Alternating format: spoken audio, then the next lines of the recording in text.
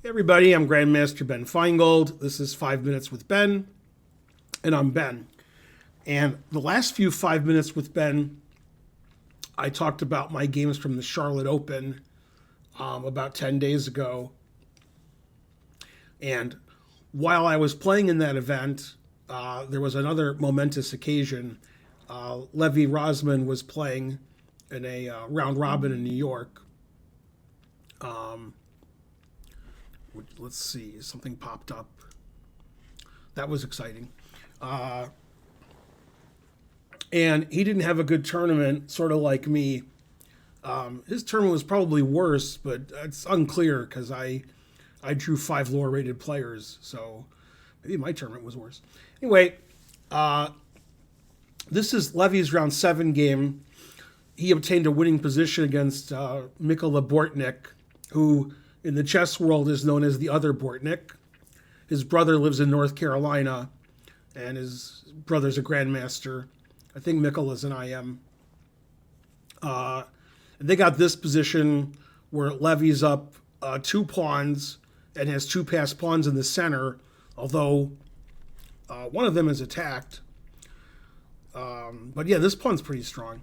Anyway, Levy must have been in time trouble here because this is move 39. And he made a mistake in this position. He played the move e3. And typically you want to like push your passed pawns and queen them. So that's like a normal move. But unfortunately, it doesn't work here because after rook e2, it's difficult to defend that pawn. And here, the engine wants to play the very strange rook to b6. And as a second move, it gives knight takes g4, which is really hard to play in time trouble. The idea is if you take, I can check and take the bishop on g4.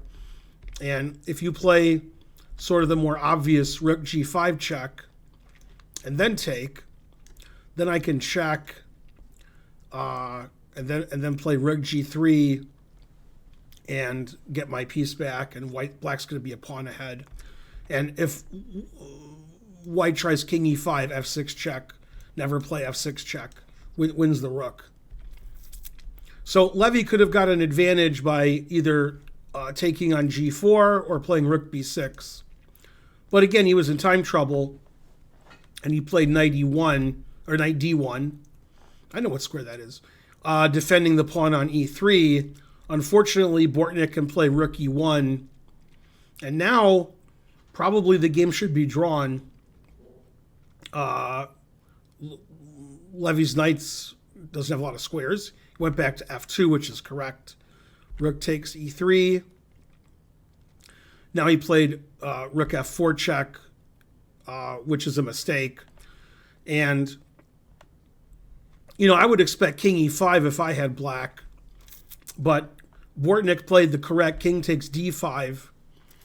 Now, even though material's equal, actually black's losing here because black's king is in sort of a mating net. And also king e5 attacks both rooks. And the knight is sort of trapped over here. So, for example, if Levy plays knight takes g4, then we have rook e8 check and rook h7 mate, which looks like black should be able to play knight takes g4. So anyway,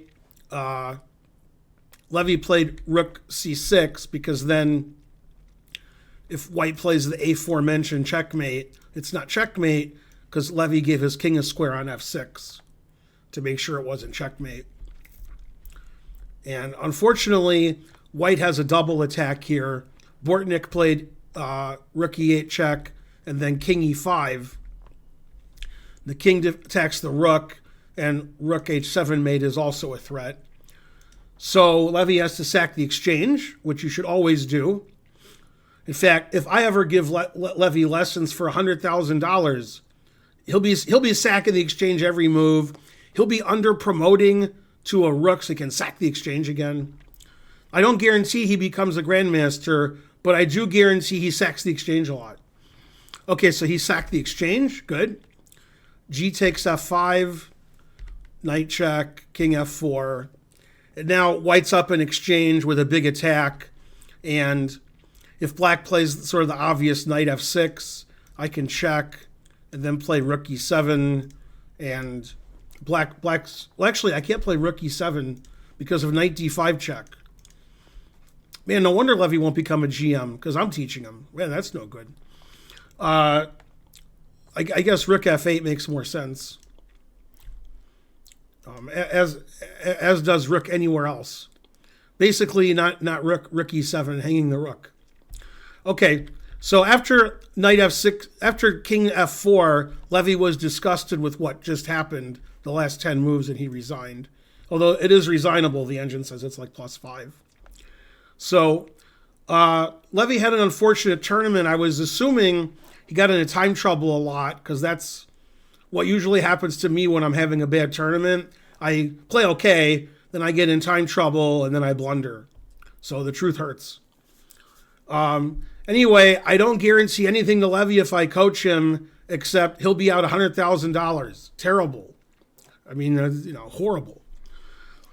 Okay, so anyway, go Hans. See if you can get Levy up to Grandmaster title. Very suspicious. And if you thought my games from Charlotte were suspicious, well, here we go. We have more suspicious games. I'm Grandmaster Ben Feingold. Thanks for watching. Please like and subscribe and leave a comment. And I'll see you guys next time with more 5 Minutes with Ben. Bye. Oh, the dogs say bye too.